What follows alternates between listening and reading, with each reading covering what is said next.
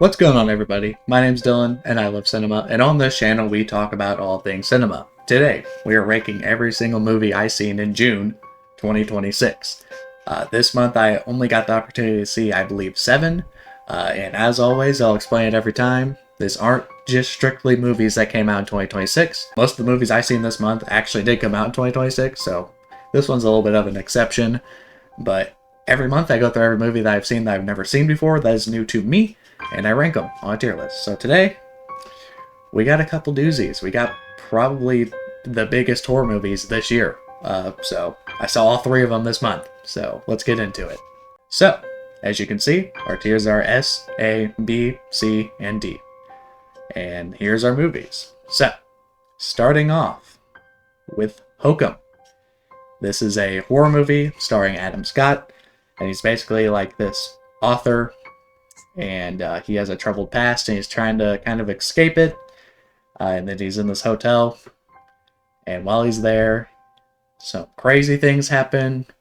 Eventually, something leads him to a point where he goes up into a room that is always locked, and he gets locked in there, and he's stuck in there with like spirits, and he's seeing visions of stuff, and there's a whole lot into it. It's a really good movie. I wasn't really planning on watching it, and I was like, you know what, I'll check it out.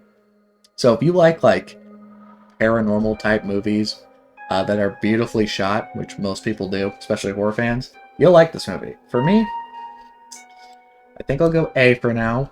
Could easily find itself an S. Maybe after rewatch or two, because I've only seen it once. So for now, I'll give it a solid A. I think it's a really good movie, very well made, and it's probably a top 3 horror movie I've seen this year, so pretty good. Coming at Alright, next up we have The Backrooms, which is Kane Parsons' directorial debut, who is the creator of the found footage series on YouTube. This one came out at the very end of May, but I didn't see it till the beginning of June, so it's on the June tier list. And this one, as a Backrooms fan, I thought it was a very solid movie. It had a lot of cool ideas, the set looked great, it was beautifully shot.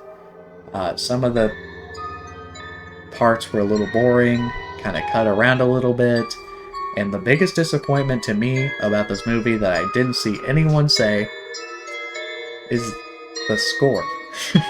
And what I mean by that is there is so much good liminal and creepy sounding music, and I get it, you may have not wanted to buy the rights to it, but you do not have to spend a fortune to get a good score. I thought the score was fine. I don't know, I just went in there with really high expectations as far as the score went, and The Backrooms didn't have it. I thought the movie was pretty good. It was kind of like a diet horror movie to me, where nothing really starts getting super crazy and intense till the 3rd act, but it has a lot of good parts throughout it. It has a lot of good ideas, but for me, it was a little bit of a disappointment as a huge Backrooms fan, but I didn't think it was a bad movie. For me, it's like a B. If it had a good score, probably gets an A. It really would have been that easy. Now we have Into the Ashes, which I believe came out in 2019. Stars Luke Grimes, otherwise known as Casey Dutton on Yellowstone, which is a really good show. Or, Marshalls, also Casey Dutton. And not only does it star him, it stars Robert Taylor, who is the lead actor from Longmire, which is my favorite show ever. So, a guy from my favorite show ever versus a guy from a top 10 show ever for me, both being the main characters in a movie. And it's a thriller, and it's kind of it's kind of a simple revenge story is the best way I can say it. And this one, I believe, is probably worth checking out. It seems like a lot of the reviews are very this is just a solid watch, not something that's going to change your life, and I think that's true. But for me, because it has Luke Grimes and Robert Taylor, I'm going to have a little bit of a bias. And I thought it was a very nice, simple, straight-to-the-point revenge thriller movie that doesn't really skip around. It kind of gets straight to the points of what it's trying to make, and I'm fine with that. So for me, it's A tier. Granted, if it wasn't Luke Grimes and wasn't Robert Taylor, it'd probably still be B tier. I think it is a very nice, solid, very well done, pretty nicely shot, relatively cheap revenge thriller. And it doesn't overstay its welcome. It's like an hour 37 minutes long, I think. So pretty good. Very happy it exists. I'm glad I watched it. Now we have Pressure. Pressure, Pressure, Pressure. This is a World War II movie, and it's basically following a meteorologist from the UK. And basically, Winston Churchill deems him as like their best meteorologist.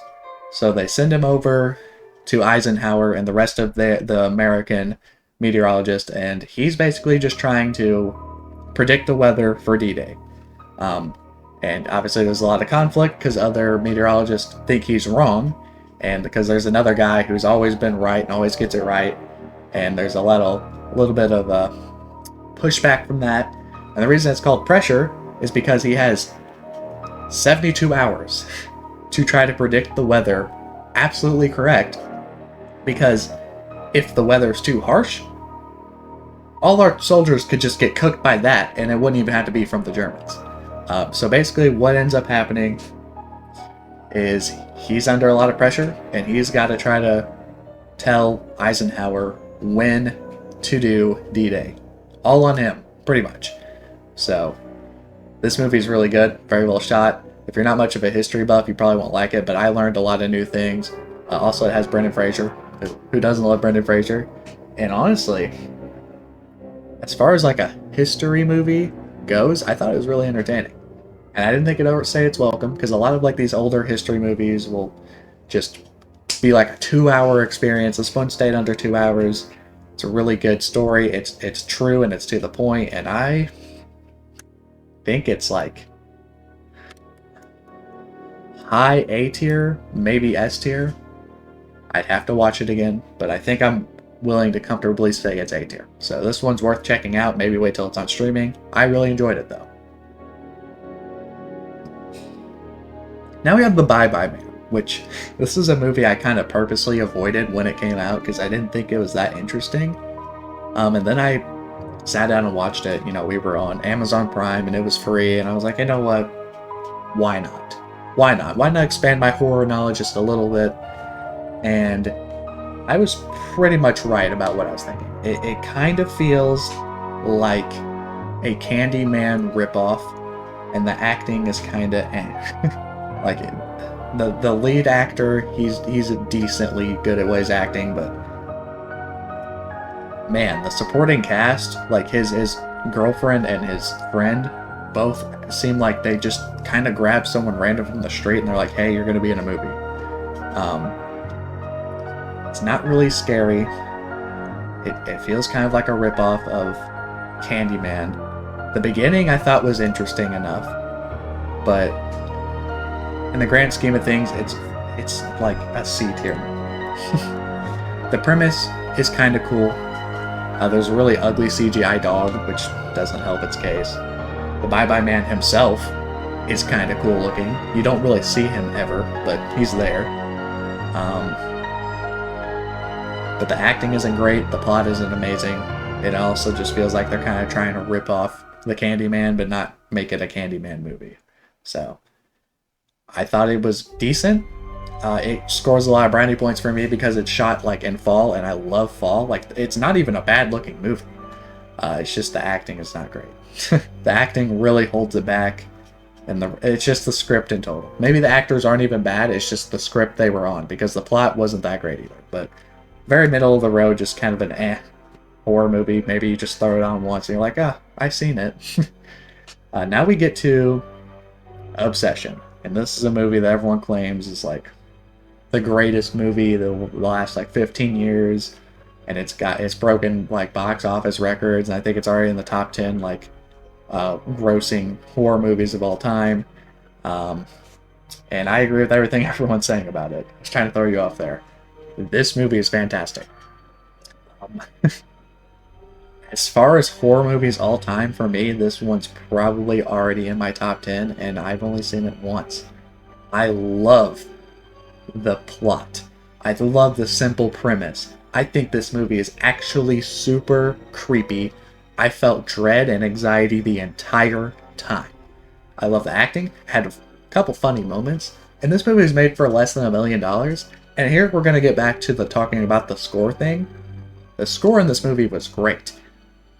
to me, it kind of reminded me of like Stranger Things a little bit. Because Stranger Things, as much problems as people had with like season 5, the music of Stranger Things has always been so good. So this movie is fantastic, and the basic premise of it is we're following a guy named Bear, and he basically at one point goes to a store and he buys something called a One Wish Willow, and then he snaps it in the heat of a moment because he gets upset about this girl he likes not really being into him, and he's like, I wish Nikki loved me more than anything in the world. Snaps it.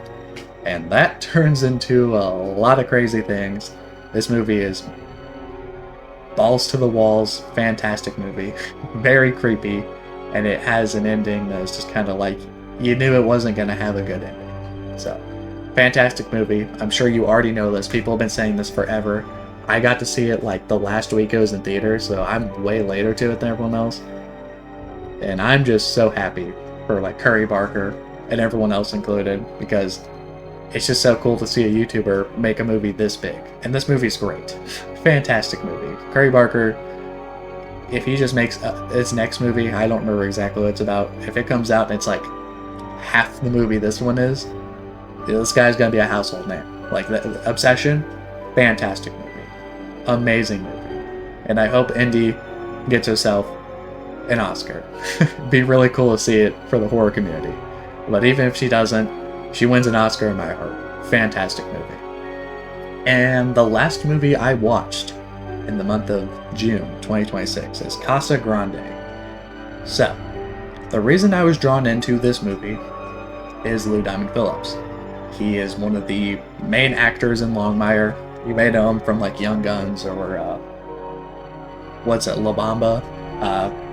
He's a pretty big name, and I'm very big on Lou Diamond Phillips.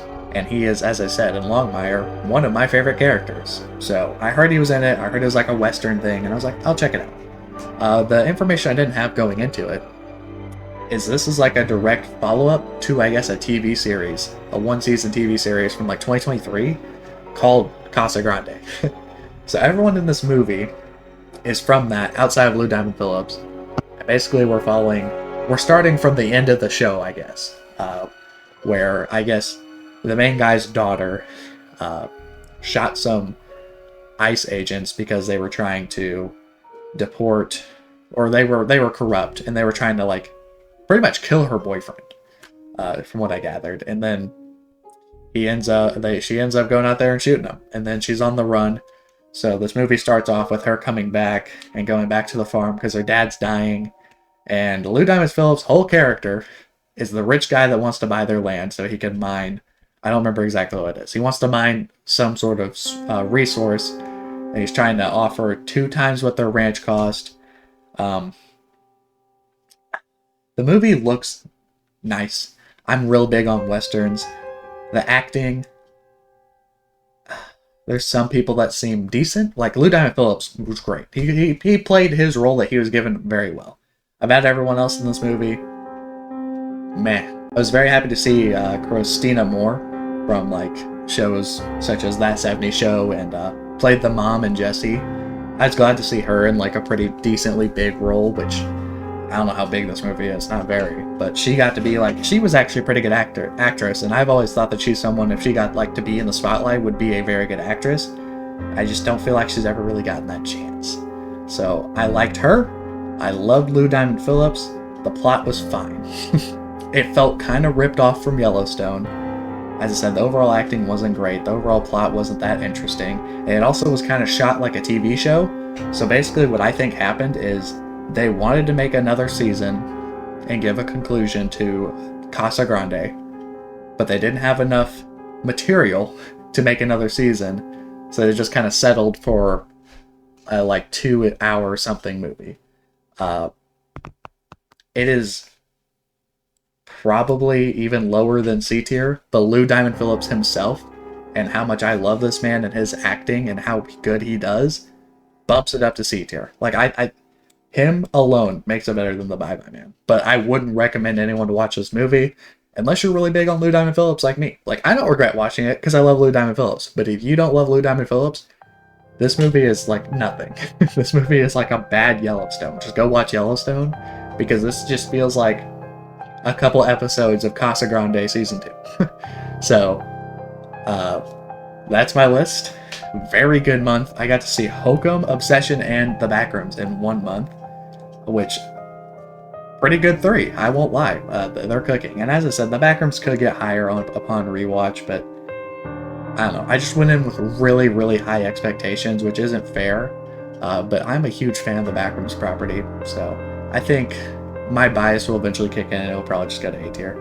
But yeah, this is my list. Pretty good month of movies. Didn't see as many as I wish I could have. Been a little busy. Life's been lifing. But yeah, that's my list. Let me know what you think. Let me know if you've seen any of these outside of, like, you know, the really big ones. And let me know what you think about these movies, if you've seen them. But I appreciate you watching the video, and I hope to see you in the next one.